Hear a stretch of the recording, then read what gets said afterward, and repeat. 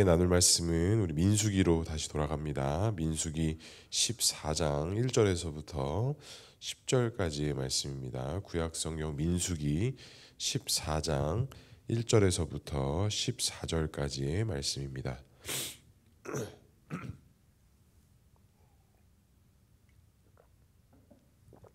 민수기 14장 1절에서부터 10절까지 말씀 한 절씩 교독하도록 하겠습니다. 1절 제가 먼저 읽겠습니다. 온 회중이 소리를 높여 부르짖으며 백성이 밤새도록 통곡하였더라.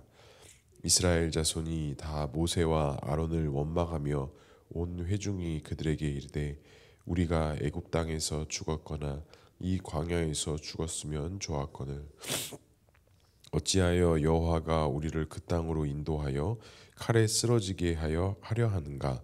우리 처자가 사로잡히리니 애굽으로 돌아가는 것이 낫지 아니하랴. 이에 서로 말하되 우리가 한 지휘관을 세우고 애굽으로 돌아가자.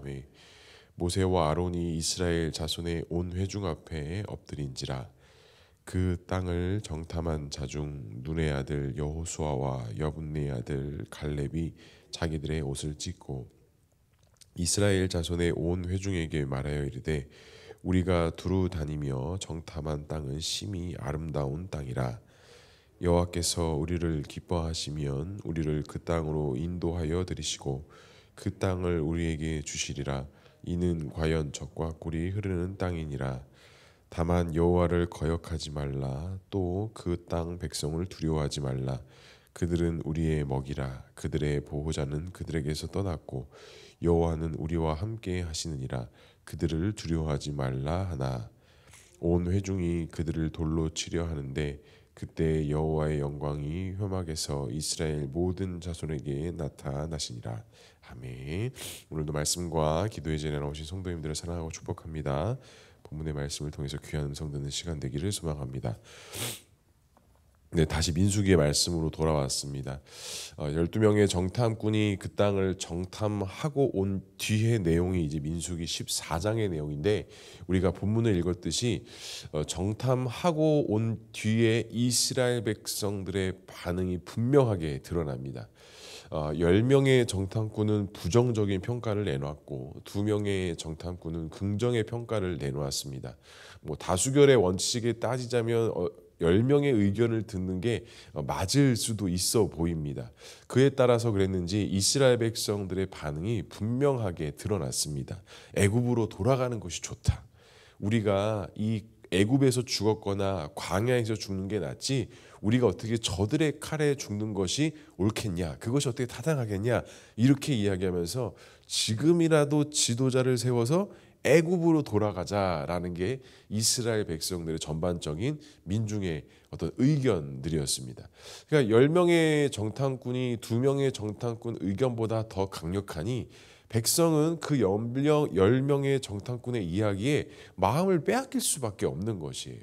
그런데 이게 어느 공동체나 어느 집단이나 우리가 어떤 의견을 수렴하고 어떤 의견을 끌고 갈 때 사실은 우리 다수결의 원칙을 하는 게 가장 민주적인 방법이고 가장 합리적인 방법이다라고 생각을 합니다.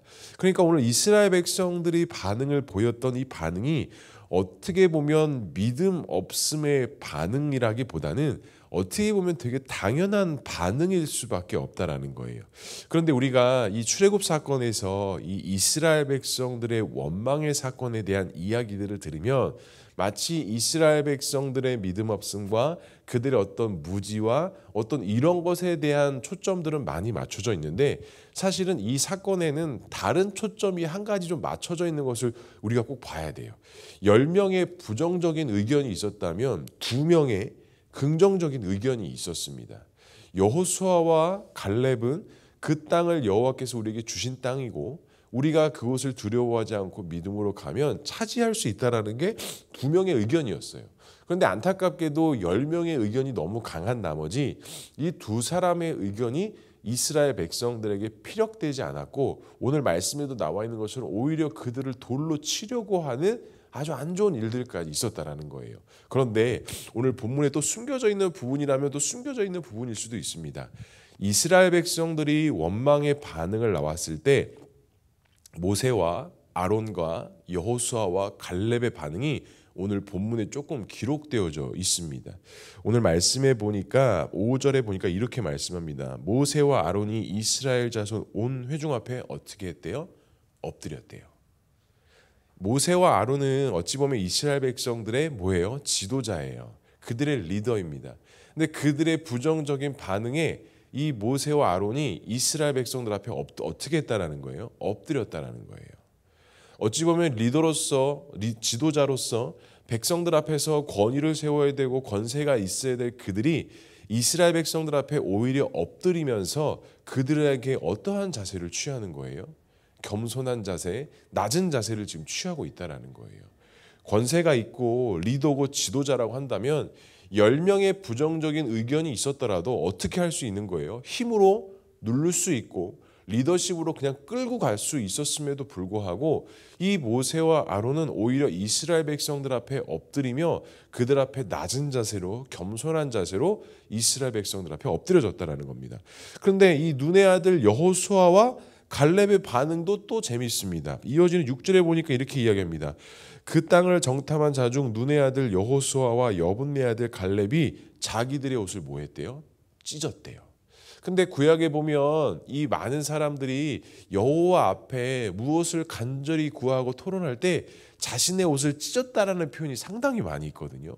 그러니까 이 자신의 옷을 찢었다라는 것은 그만큼 나의 어떤 연약함과 나약함 이런 것들을 모두 다 내어놓고 간절함으로 나아가는 어떤 절박함으로 나아가는 심정으로 나아갔을 때 이 옷을 찢고 뭐 회개했다, 옷을 찢고 나아갔다라는 표현이 있어요.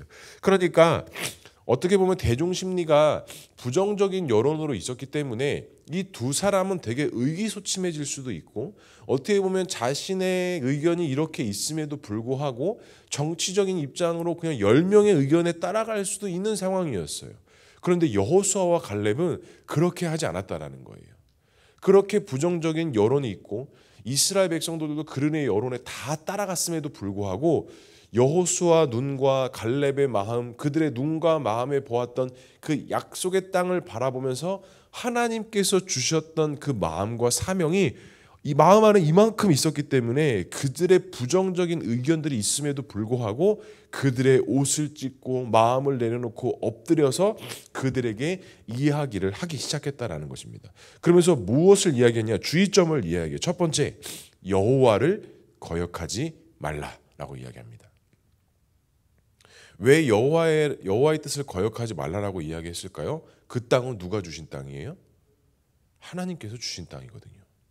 우리가 그 땅을 정탐하고 왔지만 그 땅의 거류민들이 강력하고 뭐 적과 꿀이 흐르기도 하지만 그들이 너무 세고 강력해서 우리가 점령하지 못할 땅이 아니라 우리의 어떤 준비됨과 됨됨이로 그것이 결정되는 것이 아니라 이미 그 땅은 누가 주시겠다라고 약속하신 땅이에요?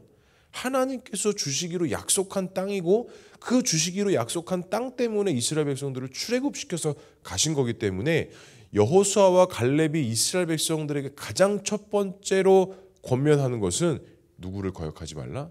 여호와를 거역하지 말라는 거예요. 우리들의 지금 처지와 그들의 상태를 보는 게 아니라 지금 우리의 주인과 소망되어 주시는 여호와의 뜻을 거역하지 말라라는 거예요. 그러니까 사람을 바라보지 말라는 얘기죠. 두 번째, 그들을 두려워하지 말라라고 이야기합니다. 그들은 우리가 점령해야 될 대상이지 우리가 두려워해야 될 대상이 아니다라고 지금 여호수아와 갈렙이 이야기하는 거예요. 그런데 우리가 좀 수요일 날 마가복음 우리가 말씀 나누고 있죠. 그 땅의 비유에서 이 두려움 때문에 열매 맺지 못한 상황들이 있다라고 예수님께서 비유하셨던 것처럼 이 두려움이라는 것은 우리가 믿음으로 나아가는 데 있어서 가장 피해야 될 요소가 이 두려움이라는 거예요.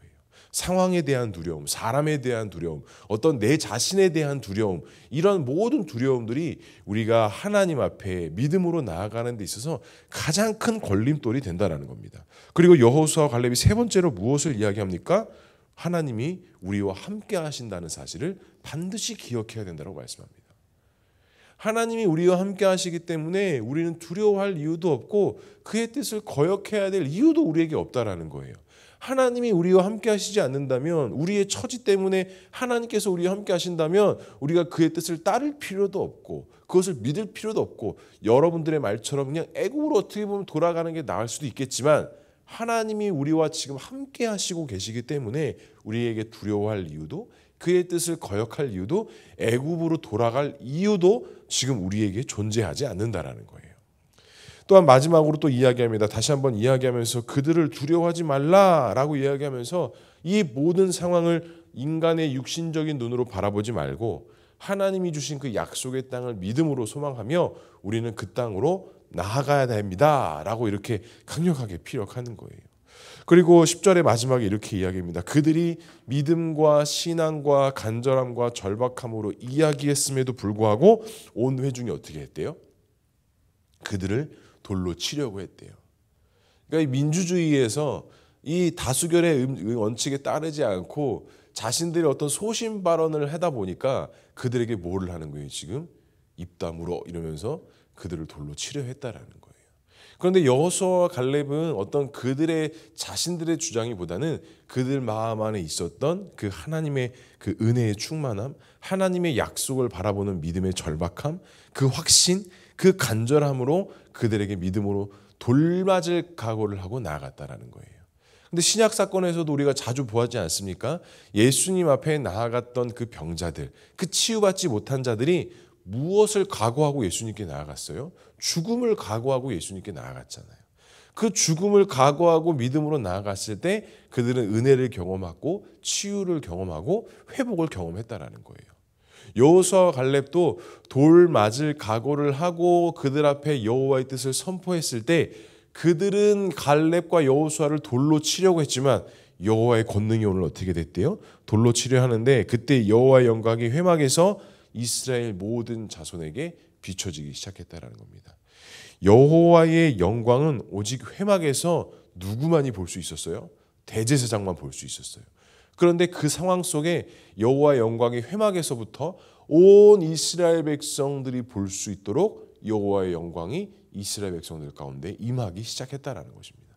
그렇게 두 사람의 믿음, 어찌 보면 모세와 아론과 갈렙과 여호수아 그들의 결단과 그들의 믿음의 확신과 그들의 어떤 절박함 가운데 죽음을 각오하고 여호와의 뜻을 다시 한번 선포하고 이야기했을 때 여호와께서는 그들을 찢어지는 자들로 버려둔 것이 아니라 여호와의 영광과 임재로 말미암아 이 뜻이 참이다라는 놀라운 역사 은혜를 온 이스라엘 백성들이 볼 수 있도록 하셨다라는 것입니다. 사랑하는 성도 여러분, 우리 역시도 믿음과 소망으로 살아가는 데 있어서 어찌 보면 여호수아와 갈렙처럼 믿음의 간절함, 절박함이라기보다는 우리도 어때요? 그냥 대중의 여론을 그냥 이렇게 묻어가면서 따라가려고 할 때가 있습니다. 하나님께서 우리에게 주신 사명이라기보다는 그냥 이렇게 흘러가고 따라가니까 그 흐름에 맞춰서 우리가 따라가려고 할 때가 있어요. 어찌 보면 교회에서보다는 우리가 속해 있는 사회와 직장에서 사실 더 그럴 때가 많이 있습니다. 내가 그리스도인인 것, 내가 하나님을 믿는 사람인 것에 대한 그 마음의 믿음의 확신보다는 그냥 그 회사 동료와 직장 사람 그 분위기에 따라서 내가 나의 어떤 믿음의 본분을 잊어버리고 그들의 흐름에 그냥 같이 맞춰서 발맞춰 가려고 하는 우리네 모습, 우리네 연약함의 모습들도 우리가 발견할 때가 있습니다. 하지만 우리가 오늘 이 모세와 아론, 여호수아와 이 갈렙의 마음가짐, 이들이 했던 그 믿음의 소신들을 우리가 꼭 기억했으면 좋겠습니다. 우리도 주님을 믿고 두려워하고 우리가 여호와의 뜻을 거역하는 것이 아니라 우리 가운데 역사하시는 그 하나님을 붙잡고 나와 함께 하시는 하나님 붙잡고 우리가 어디에 있든지 그 가운데 믿음의 발걸음을 한 걸음 내딛었을 때 반드시 하나님께서는 그 안에 임재를 나타내시고 하나님의 역사가 나타나고 하나님의 놀라우신 은혜로 말미암아 우리가 낮아지는 자가 아니라 오히려 복음을 통해서 우리를 높여지고 세워지는 자로 반드시 세워주신다는 사실을 믿음으로 바라보시고 오늘 하루도 그와 같은 믿음과 소망 가운데 헌신과 결단으로 나아갈 수 있는 우리 모두가 될 수 있기를 주님의 이름으로 간절히 축복합니다. 말씀을 정리하겠습니다. 세상은 이 10명의 정탐꾼처럼 그렇게 할 수 없다라고 이야기합니다.